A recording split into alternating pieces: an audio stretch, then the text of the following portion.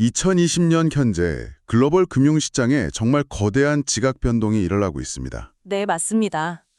지난 10년이 저금리랑 넘치는 유동성으로 모든 자산 가격이 오르던 시대였다면 앞으로의 10년은 완전히 다른 게임의 룰이 적용할 거예요. 그렇죠. 오늘 저희가 파헤쳐볼 자료들은 바로 이 새로운 시대의 두 가지 핵심 키워드, 은퇴 자산 운용과 사모대출의 산업화를 온몸으로 보여주는 한 기업에 대한 이야기입니다. 바로 아폴로 글로벌 매니지먼트에 대한 심층 분석 보고서들이죠. 오늘 분석의 핵심 질문은 왜 지금 하필 아폴로에 주목해야 하는가 이겁니다. 네, 특히 요즘 탈은행화, 그러니까 디뱅킹이라는 말이 자주 들리잖아요. 네 많이 들리죠? 은행들이 각종 규제 때문에 점점 기업 대출 시장에서 발을 빼고 있는데 바로 그 거대한 빈자리를 아폴로가 어떻게 자신들만의 방식으로 채워나가면서 거대한 금융 제국을 건설하고 있는지 그 아주 독특한 사업 모델을 한번 속속들이 들여다보려고 합니다. 좋습니다. 보통 아폴로 하면 그냥 거대한 사모펀드 중 하나로만 생각하기 쉬운데 자료들을 보니까 그게 아니더라고요. 전혀 다르죠. 보험사랑 자산운용사를 그냥 합친 게 아니라 아예 누구도 따라할 수 없는 유기적인 시스템을 만들었다고 하는데요.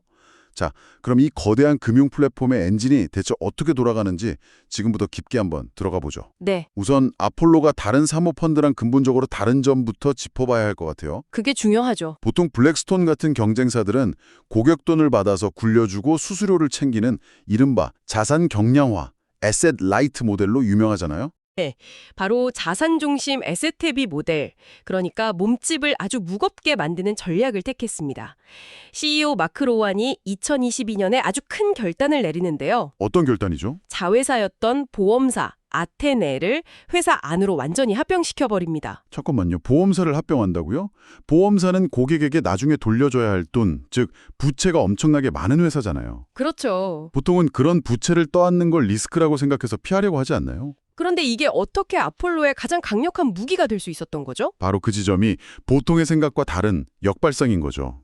그 부채가 사실은 영구자본, 퍼머넌트 캐피탈이라는 아주 특별한 성격을 갖기 때문입니다. 영구저분이요? 네, 아테네는 주로 개인이나 기업에게 평생에 걸쳐 돈을 지급하는 연금 상품을 파는 회사거든요. 아, 연금이요. 한번 가입하면 수십 년은 묵혀두는 돈이겠네요. 그렇죠.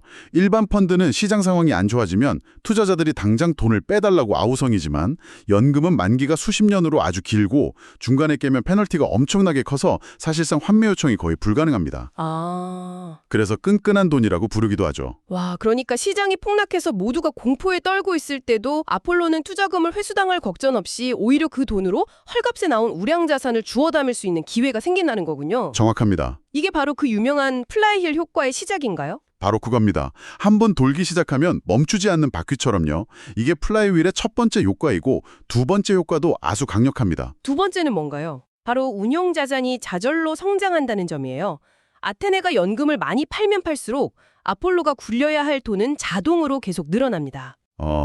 굳이 기관 투자자들을 일일이 찾아다니면서 펀드 자금을 모집하느라 애쓸 필요가 크게 줄어드는 거죠. 정말 영리한 구조네요.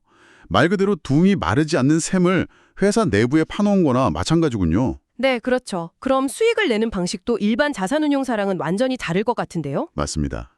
바로 이 지점이 아폴로라는 기업을 이해하는 가장 중요한 열쇠입니다. 아폴로의 이익은 크게 두 가지로 나뉩니다. 네. 첫 번째는 우리가 흔히 아는 수수료 기반 이익 FR이에요.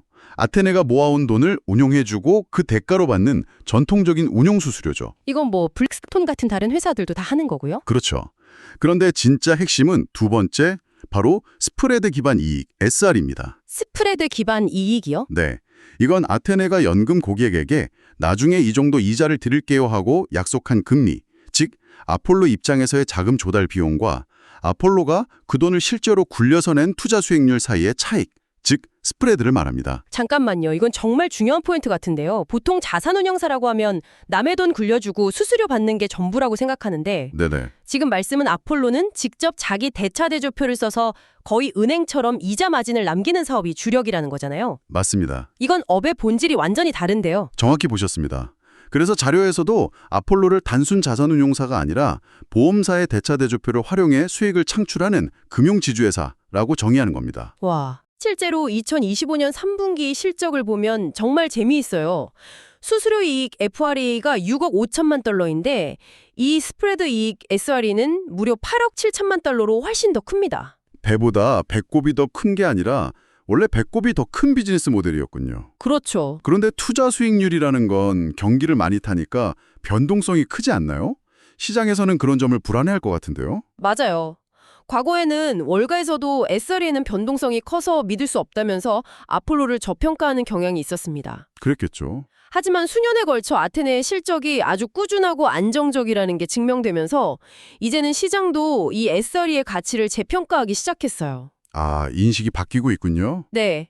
아폴로의 이익 구조가 얼마나 견고한지 서서히 깨닫고 있는 거죠. 알겠습니다. 보험사 아테네를 통해 시장 상황이 흔들리지 않는 연구 자본을 확보하고 이걸로 수수료뿐만 아니라 훨씬 더 큰 스프레드 수익을 내는 거대한 플라이휠을 만들었다. 이제 그림이 좀 그려지네요. 그렇죠. 이 모든 건 아테네가 가져다주는 안정적인 장기 자본, 즉 연고 자본이 있기에 가능한 이야기입니다. 네. 그럼 자연스럽게 다음 질문이 나오죠. 그래서 그 막대한 돈으로 대체 뭘 하는가? 바로 여기서 아폴로의 두 번째 성장 엔진인 사모대출의 산업화가 등장합니다. 사모대출의 산업화라. 표현이 아주 재밌네요. 마치 제조업 공장에서 물건을 찍어내듯이 대출을 만들어낸다는 의미로 들리는데요. 아주 적절한 비유입니다. 앞서 말했듯이 금융위기 이후 은행들은 각종 규제 때문에 위험하거나 복잡한 대출을 점점 기피하고 있습니다. 네. 아폴로는 바로 그 시장, 특히 전체 채권 시장의 80%를 차지하는 아주 거대한 투자 등급, 인베스트먼트 그레이드 시장을 집중 공략합니다. 보통 사모대출이라고 하면 부실기업에 돈 빌려주고 높은 이자를 받는 고위험 고수익 투자를 떠올리기 쉬운데 정반대네요. 네, 완전히 반대죠. 안전한 우량 대출 시장에 집중한다고요? 그런데 은행이 안 하는 안전한 대출이라는 게 세상에 존재할 수 있나요? 안전하면 은행이 먼저 다 해갔을 텐데요. 가능합니다. 핵심은 복잡성 프리미엄에 있어요. 복잡성 프리미엄이요? 예를 들어볼까요? 기업이 가진 재고자산이나 항공기 혹은 데이터 센터처럼 담보 가치가 확실한 자산을 기반으로 대출을 실행하는 겁니다. 아, 담보가 확실한 것들. 네, 이런 대출은 담보는 확실해서 안전하지만 일반 회사채처럼 표준화되어 있지 않고 구조가 복잡해서 일일이 분석하고 관리하는 데 손이 많이 갑니다. 아, 그러니까 은행 입장에서는 안전하긴 한데 귀찮고 품이 많이 들어서 안 하는 영역이군요. 바로 그겁니다. 아폴로는 바로 그 복잡성을 기꺼이 감수하는 대가로 일반 투자 등급 회사채보다 30에서 50bp, 즉 0.3%에서 0.5%피 정도의 추가 금리를 얻을 수 있습니다. 아, 그 프리미엄을 먹는 거군요? 네. 이게 한두 건이면 작아 보이지만 수십조 원 단위로 굴리는 아테네 같은 보험사 입장에서는 장기적으로 엄청나게 안정적인 추가 수익원이 되는 거죠. 완벽한 투자처인 셈이에요. 단순히 시장에 나와 있는 대출 상품을 쇼핑하는 게 아니라 아예 그런 상품을 만들어내는 공장을 직접 차렸다는 대목이 특히 인상 깊었어요. 이 부분 좀 더 자세히 설명해 주실 수 있나요? 네, 아폴로는 무려 16개가 넘는 오리지네이션 플랫폼이라는 걸 직접 소유하거나 파트너십을 맺고 있습니다. 오리지네이션 플랫폼이요? 네, 이 플랫폼들이 은행을 대신해서 직접 대출이 필요한 기업을 찾아내고 상품을 설계하고 대출을 실행하는 일종의 그림자 투자은행, 섀도우 인베스트먼트 뱅크 역할을 하는 거죠. 그중 대표적인 사례가 2023년에 인수한 아틀라스 SP 파트너스라고요. 구체적으로 어떤 일을 하는 곳인가요? 이 회사는 기업의 다양한 자산을 담보로 돈을 빌려주고 그렇게 만들어진 수많은 대출 채권들을 한 바구니에 담아서 잘게 쪼갠 뒤에 투자자들이 사기 좋게 만든 금융상품, 즉 자산 유동화 증권, ABS로 재가공해서 시장에 판매하는 일을 전문으로 합니다. 아, ABS가 그런 거군요. 수많은 대출들을 모아서 하나의 펀드처럼 만들어 파는 거네요. 맞습니다. 아폴로 입장에서는 자신들의 입맛에 딱 맞는 안전하면서도 수익률이 괜찮은 대출 자산을 끊임없이 공급해주는 마르지 않는 셈이자 핵심 병기인 셈입니다. 와... 사실상 대출 시장의 생산부터 가공, 유통까지 전 과정을 수직 계열화해서 거대한 산업 생태계를 구축한 거죠. 이렇게 강력한 비즈니스 모델을 갖췄는데 앞으로의 성장 가능성은 어떤가요? 이 모델이 앞으로도 계속 통할 수 있을까요? 보고서에서는 아폴로 앞에 아주 거대한 구조적인 순풍이 불고 있다고 분석합니다. 순풍이요? 첫째는 우리 모두가 체감하고 있는 은퇴 위기입니다. 베이비부머 세대의 은퇴가 본격화되면서 죽을 때까지 안정적인 현금 흐름을 보장해주는 연금 상품에 대한 수요가 폭발적으로 늘고 있어요. 네. 이 분야 미국 시장 1위인 아테네는 이 거대한 트렌드의 최대 수혜자가 될 수밖에 없는 구조죠. 은퇴 인구가 늘어날수록 아테네의 연금 상품이 더 많이 팔리고 그 돈이 다시 아폴로의 연구 자본이 되어서 플라이휠이 더 힘차게 돌아가는 선순환 구조가 강화되겠네요. 그렇죠. 그리고 두 번째 순풍은 앞서 말한 탈은행화의 가속입니다. 아, 디뱅킹? 네. 은행에 대한 규제는 앞으로 더 강해지면 강해졌지 약해지진 않을 겁니다. 그럼 자금이 필요한 기업들은 계속해서 아폴로 같은 3호 대출 시장의 문을 두드릴 수밖에 없는 환경이 조성되는 거죠. 아폴로가 개척한 시장 자체가 점점 더 커지고 있는 거군요. 맞습니다. 시대의 흐름이 아폴로를 돕고 있다는 말이네요. 여기서 또 정말 흥미로운 대목이 나옵니다. 어떤 부분이죠? 바로 AI와 기후변화라는 이 시대 가장 뜨거운 트렌드에 아폴로가 어떻게 올라탔는가 하는 점인데요. 자료를 보니까 일론 머스크의 xAI와 엄청난 딜을 했다고요? 네. 2026년 1월에 있었던 일이죠. 아폴로가 xAI의 데이터 센터를 짓는 데 필요한 35억 달러, 우리 돈으로 4조 원이 훌쩍 넘는 초대형 자금 조달을 주도했습니다. 와, 여기서 중요한 건 왜 다른 곳도 아니고 아폴로였나 하는 점입니다. 맞아요. 그 정도 규모의 딜이면 실리콘밸리의 웬만한 은행들이나 투자자들이 다 달려들었을 것 같은데요. 하지만 전통적인 은행들은 이런 딜을 아주 꺼립니다. 왜죠? 왜냐하면 데이터 센터의 핵심 자산은 GPU 같은 컴퓨터 하드웨어인데 이런 건 기술 발전 속도가 너무 빨라서 몇 년만 지나면 가치가 급락하는 구형이 될 수 있거든요. 아, 담보 가치가 불확실하군요. 그렇죠.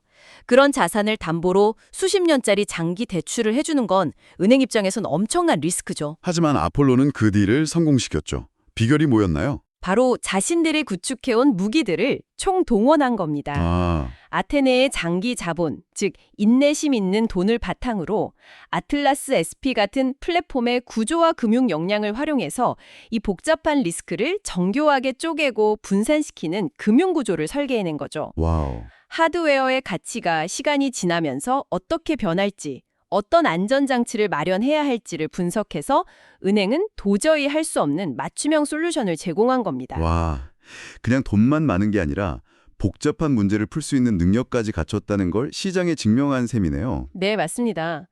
이 딜이 갖는 의미가 단순히 큰 거래 하나를 성사시킨 것 이상일 것 같은데요. 네, 이건 아폴로가 AI 혁명 시대에 곡괭이와 삽을 파는, 즉 AI 인프라 금융시장을 선점했다는 아주 강력한 신호탄입니다. 아, 앞으로 AI 기술이 발전할수록 데이터 센터 수요는 폭증할 텐데 이런 복잡한 금융 구조를 제공할 수 있는 플레이어는 극히 드물거든요. 아폴로의 역할이 더욱 커질 수밖에 없다는 뜻입니다. 기후변화 쪽은 어떻습니까? 이것도 미래의 거대한 먹거리로 보고 있는 것 같던데요. 그렇습니다. 아폴로는 2030년까지 청정 에너지와 기후 솔루션 분야에 1,000억 달러를 투자하겠다고 공개적으로 선언했습니다. 1,000억 달러요? 네, 태양광 발전소나 에너지 저장 장치, ESS 같은 프로젝트에 주로 투자하는데요.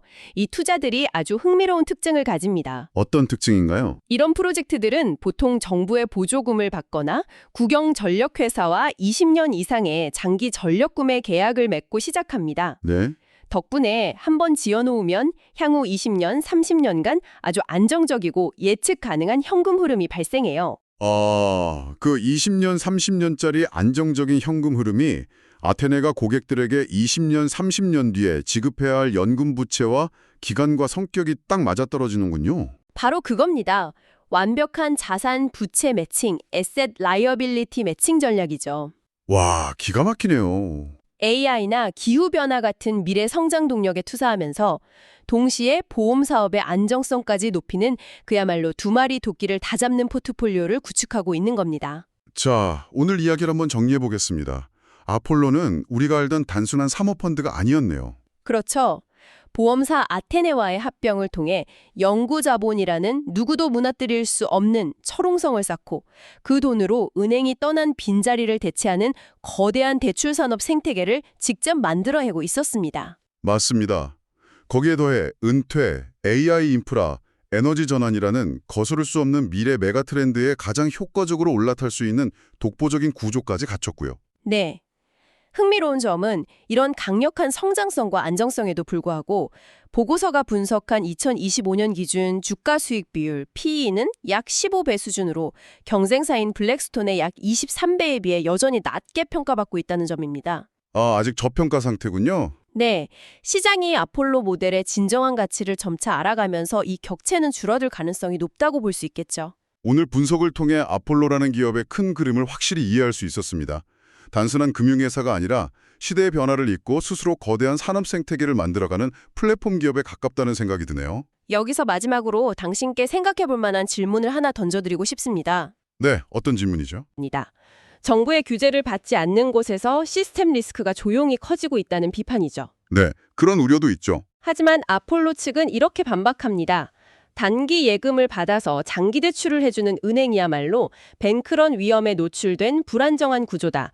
우리는 장기 부채인 연금으로 장기 자산인 대출에 투자하기 때문에 오히려 시스템 리스크가 없는 훨씬 안전한 모델이다라고요. 당신이 보시기에 아폴로와 같은 기업들이 전통은행을 대체해 나가는 이 거대한 흐름은 금융 시스템 전체를 더 안정적으로 만드는 걸까요?